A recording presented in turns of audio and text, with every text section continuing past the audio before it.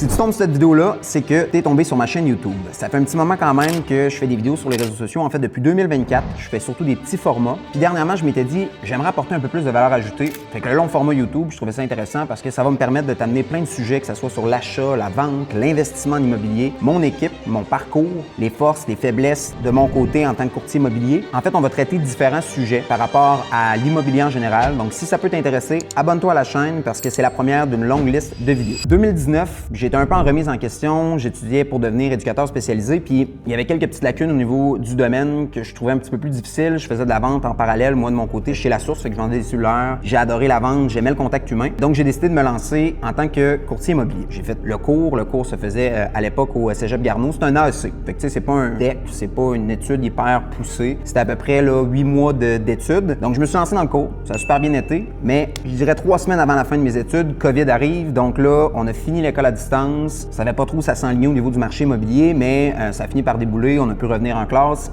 J'ai fait mon examen. Je suis sorti de l'école, puis moi, personnellement, j'ai pris une décision en tant que courtier immobilier. Puis si tu es un jeune courtier ou tu es un courtier qui est aux études, puis tu te poses un peu la question, je pense qu'il y a toujours 3 scénarios. J'ai pris le scénario qui, avec un pas de recul, je suis pas certain que c'est celui que je recommanderais. Fait que le premier scénario qu'on entend souvent, c'est un jeune courtier qui sort puis qui va se joindre à une grosse équipe. Fait qu'une grosse équipe qui a déjà une structure, tu vas avoir les adjoints, tu vas avoir le réseau de contacts, tu vas avoir déjà une formule qui fonctionne avec des astuces, des trucs, puis des courtiers qui ont déjà de l'expérience sur le marché immobilier. Fait que ça, c'est la première avenue que tu peux prendre en tant que courtier. La deuxième avenue que tu peux prendre en tant que courtier, c'est de te lancer seul. Sur le marché immobilier, tu te lances, tu fais tes essais, tu fais tes erreurs. Souvent, le truc que je vais donner, c'est que dans ton agence dans laquelle tu vas rentrer, c'est de te jumeler à un courtier qui a un petit peu plus d'expérience, qui veut pas nécessairement monter son équipe, mais qui va te prendre pour se dépanner sur des visites libres ou avec certains clients acheteurs. Fait que ça, c'est une avenue qui, moi, personnellement, je trouve hyper intéressante parce que tu prends un bagage, tu prends ton image de courtier, puis après ça, tu décides. Rien t'empêche après ça re-rentrer dans une grosse équipe de courtier immobilier ou de continuer ton chemin seul, puis un jour peut-être monter ton équipe. Et il y a la troisième avenue que beaucoup de jeunes courtiers utilisent, puis moi, personnellement, ça n'a pas fait, mais c'est quand même ce que j'ai fait, puis je regrette rien parce que ça m'a amené un super de beau bagage d'expérience, mais c'est de sortir puis de monter son équipe au départ avec un autre jeune courtier. Fait que les deux, vous êtes à égalité, les deux, vous embarquez sur le marché, vous n'avez pas nécessairement de réseau de contact. Et là vient un peu cette compétition-là. Je vous explique pourquoi je dis ça, c'est que quand tu es courtier immobilier, tu as 2 branches. La première branche, c'est les acheteurs. Fait que tu vas visiter avec des clients, tu fais des offres d'achat. Souvent, ces clients-là, c'est ce qui est plus facile à avoir parce qu'il y en a énormément d'acheteurs sur le marché. On le sait, c'est un marché qui est très vendeur. Fait que les vendeurs sont rares. Fait que souvent, les acheteurs, on va les traiter seuls. Fait que tu es une équipe, tu es un duo, mais tu sais, si je vais en visite avec un acheteur, mon collègue avec qui j'ai lancé mon équipe ne viendra pas avec moi en visite. Je trouve que ça fait trop de monde dans la maison, c'est logique. Par contre, les vendeurs, souvent, on va les prendre ensemble parce qu'en évaluation, tu peux embarquer, on peut être 2,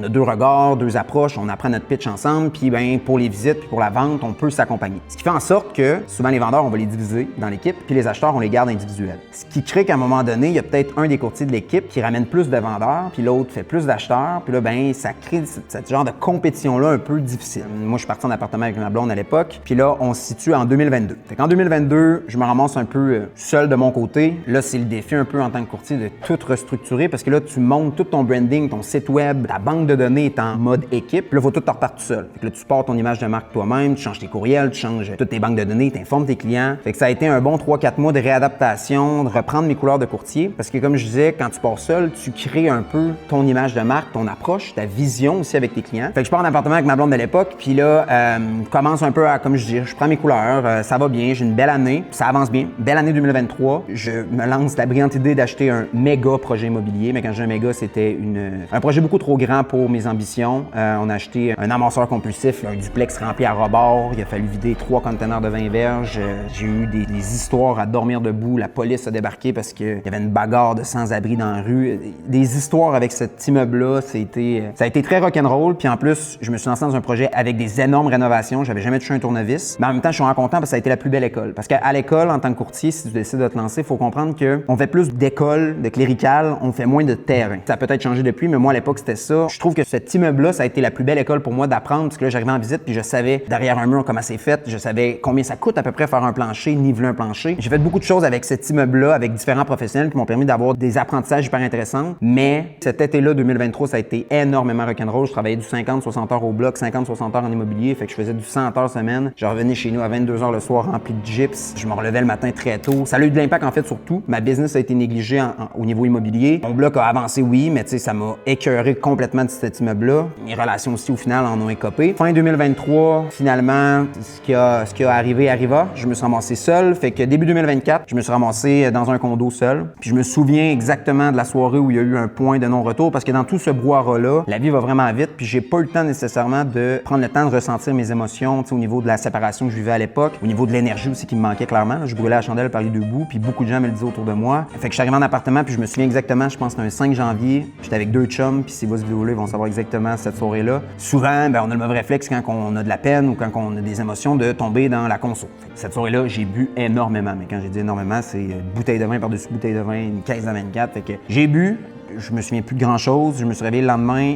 Mes chums avaient ramassé ce qu'ils pouvaient ramasser. Il y avait du vomi un peu partout dans mon condo. C'était dégueulasse. Puis là, je pense que ça a été vraiment le point de non-retour de comme, OK, faut que je vive ce que j'ai à vivre. Fait que j'ai pris un 4-5 jours à vivre mes émotions, puis à définir ma business, me faire un plan d'affaires, puis de me dire, il y a un aspect que je repoussais depuis longtemps, c'était les réseaux sociaux. J'étais gêné de me mettre sur les réseaux sociaux, puis je pense que beaucoup de gens ont cette gêne-là, puis c'est normal. C'est un défi, c'est se mettre à nu un peu, mettre ta personnalité, puis tu plais pas à tout le monde, c'est difficile. Fait que je m'étais dit, je vais faire une vidéo par semaine. Je m'étais mis un horaire. J'avais déjà commencé un peu dans le passé, mais c'était moins nécessairement organisé. Seul dans ma chambre, je filmais, je faisais mon montage le soir, 100% dans ma business, je donnais tout. J'avais le couteau entre les dents. Je faisais encore du 80-90 heures, mais juste dans ma business, ce qui me permettait d'avoir le cerveau concentré à la bonne place. J'ai tout investi en 2024 dans ça. Ça a fonctionné parce que visiblement, j'ai eu une année explosive.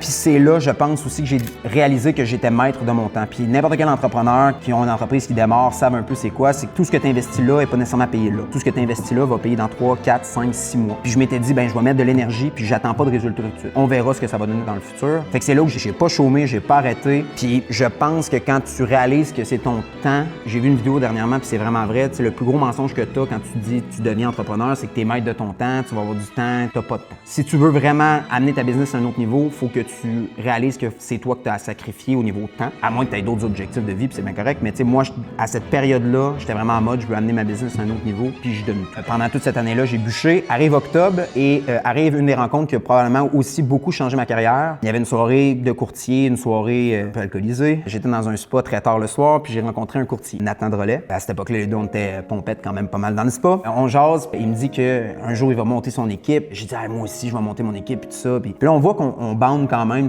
Il y a une relation amicale qui peut prendre jour, puis les deux, on l'a senti. Fait que je dis, hey man, j'aimerais ça qu'on se jase mardi prochain. On était genre le vendredi. Je dis, mardi prochain, on jase, on s'appelle genre vers 7h30 le matin. Il dit, parfait. Puis ça m'est arrivé souvent dans ma vie là, de faire des affaires de même.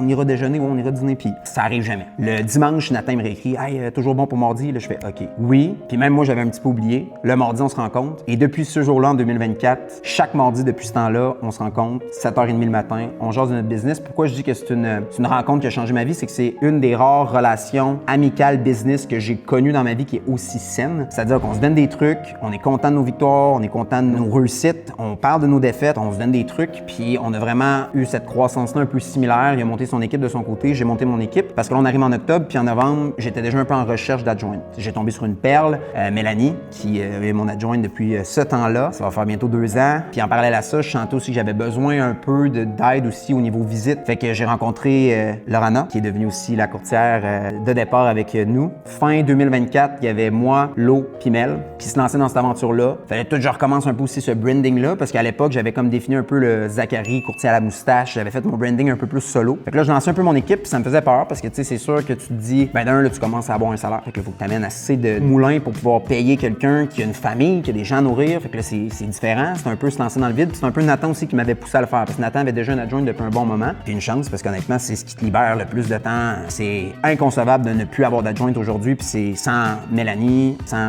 mes adjointes, je serais pas où je suis aujourd'hui. Fait que je remercie la vie de m'avoir laissé la chance, puis le courage aussi de m'être lancé avec Mel. Fait que Mel et Lo rentrent. On embarque 2025. Là, on se lance. On a le couteau entre les dents, tout le monde. Arrive l'été, puis en parallèle à ça, un peu dans le décor, dans l'ombre de l'équipe, moi, j'avais offert il y a 1 an et demi à mon père de lancer son cours d'immobilier à distance parce qu'il était déjà éducateur dans les écoles. Il était technicien en loisirs dans une école secondaire. Fait que j'avais dit, tu sais, il commençait à avoir fait un peu le tour. J'ai dit, crime, lance-toi en immobilier. Tu sais, fais ton cours, puis je vais te le payer à distance, fais-le le soir. Fait que c'était lancé dans ça. Puis en parallèle à ça, mon frère entend ça. Il se dit, moi aussi. Puis tu sais, mon frère a fait de la vente longtemps, du porte-à-porte, fait que je savais qu'il y avait un peu cette fibre-là entrepreneuriale puis vendeur. Fait que les deux lancent leur cours en parallèle. On est en 2024 quand ils commencent ça. Puis je sais que milieu 2025, ils vont arriver un peu dans l'écart. Fait qu'en août, mon père embarque sur le marché immobilier. Fait que embarque un nouveau courtier. Fait que là, on commence à être 3. Ça va bien, un peu d'adaptation, mais A1, tu sais, il embarque sur le marché, ses clients l'adorent, ça va super bien, ça fait bien aussi avec l'équipe. Là, puis Serge ont une relation amicale exceptionnelle. Pour ceux qui suivent les réseaux sociaux, vous l'avez vu, là, Serge, c'est une boule d'énergie. C'est ça, il se met ami avec n'importe quoi. J'ai tout le temps dit que mon père pourrait être chum avec une plante. C'est un personnage. Puis en parallèle à ça, ben Raph embarque sur le marché, lui, en septembre. Fait que là, on est un peu l'équipe complète qu'on a dernièrement. Le bout de chemin a été quand même assez long. Là, on est rendu avec l'équipe. On stabilise un peu les fondations en fin 2025. On est rendu avec notre équipe sur le marché immobilier. C'est un peu le parcours que j'ai eu depuis le départ. Je trouvais intéressant d'en parler parce que pour moi aussi, personnellement, ça me permet de remémorer un peu les difficultés. Parce que tu sais, je vous ai pas nécessairement parlé de tout ça, mais j'ai aussi eu une autre adjointe. Ça n'a pas nécessairement fonctionné. En tant que chef d'entreprise, chef d'équipe du moins en immobilier, puis chef d'entreprise aussi, parce que théoriquement, c'est une entreprise, mais il y a des défis, il y a des hauts débats. Faut être là pour chaque membre d'équipe. Il y a beaucoup d'émotions aussi en immobilier. C'est difficile, c'est du stress. Fait que là, je suis rendu au fait de gérer le stress de mes clients, mais aussi gérer le stress de mes courtiers, de mes adjointes, puis ma famille aussi, parce que veux pas, c'est des membres de ma famille, puis c'est toujours un drôle de scénario un peu de dire que je travaille avec mon père. Il y a cette relation-là père-fils, mais là, on inverse un peu les rôles en étant, je suis le chef d'entreprise, je soutiens mon père. Fait qu'il y a des défis au travers de ça va super bien, puis honnêtement, je suis vraiment, vraiment content. J'ai l'impression qu'on a trouvé ce format-là pour que ça fonctionne bien encore longtemps. Du moins, je l'espère. Puis avec mon frère, ça va super bien aussi. Tu sais, des fois, les gens se questionnent, famille, business, c'est une bonne chose. Je pense que le plus gros défi, c'est de réussir à la séparer, la business, quand on arrive dans des moments familiales où est-ce que nos conjointes n'ont pas nécessairement envie d'entendre parler d'immobilier. Fait que c'est là le défi qu'on a. Mais pour l'instant, ça va super bien. C'est un peu le parcours. De toute façon, dans les prochaines vidéos, vous allez les rencontrer. C'est sûr qu'on va faire des petites vidéos présentations de chaque membre d'équipe aussi. Si tu es un jeune courtier immobilier, que tu te lances actuellement ou que tu es dans tes études, tu te questionnes, tu sais, écris-moi. J'ai tout le temps été comme ça. Moi, je pense que de redonner mes connaissances, mes inquiétudes que j'ai eues, mes forces, les choses que j'ai mis en place qui ont fonctionné, ça va me faire plaisir. Il y a de la place pour tout le monde sur le marché immobilier. La seule chose, c'est embarque pas sur le marché avec une intention qui est mauvaise. Si tu penses que tu vas faire de l'argent en immobilier, jour 1, puis que ça va être, tu vas rouler en Mercedes, c'est pas le cas. Puis je me suis toujours lancé en immobilier avec aucunement cette idée-là derrière la tête. J'ai toujours resté terre à terre. Mon équipe, c'est une équipe qui est très humaine, terre à terre. Il y a personne qui a une Mercedes dans mon équipe, puis si tu as une Mercedes, tant mieux, là. C'est pas ça le point. On est juste pas du monde de char, mais tu sais, on n'est jamais du monde qui vont péter plus haut que le trou. Mon père m'a tout le temps inculpé ces valeurs-là. Fait que je pense que si tu embarques sur le marché immobilier avec cette mentalité-là de vouloir aider les gens, de vouloir changer la vie de famille, parce que tu sais, au final, c'est ça l'immobilier, on change la vie des gens. Soit on vend, puis c'est une tranche de vie, une partielle de souvenirs qui part, puis tu es là pour les soutenir, ou soit tu accompagnes une jeune famille qui vont créer leurs souvenirs dans leur nouvelle maison. Mais si tu as cette vision-là en immobilier, tu as le couteau entre les dents, puis tu réalises que si tu veux réussir, il faut que tu fasses du temps plein, pas nécessairement du temps partiel, puis que tu calcules pas tes heures, lance-toi. Puis si tu as des questions, tu m'écris, ça va me faire plaisir. Si tu as des questions aussi pour un courtier immobilier, c'est quoi qu'on fait? Si tu as un projet immobilier, tu as des questionnements, tu veux m'écrire, ça va me faire plaisir. Moi ou un membre de mon équipe, on pourra voir s'il y a un fit. Ça va nous faire, comme je te dis, grand plaisir. Non, c'est une belle aventure, puis c'est une belle aventure qui commence aussi avec la chaîne YouTube. Fait que j'espère vous voir dans de prochaines vidéos. Je vous présenterai tous les joyeux lurons avec qui je me suis entouré, puis peut-être aussi d'autres courtiers, d'autres professionnels. J'ai vraiment envie là, de vous montrer un peu l'envers du décor de notre métier. Si ça peut t'intéresser, je le répète encore, abonne-toi, aime la vidéo. On vous aide, aidez-vous, happy.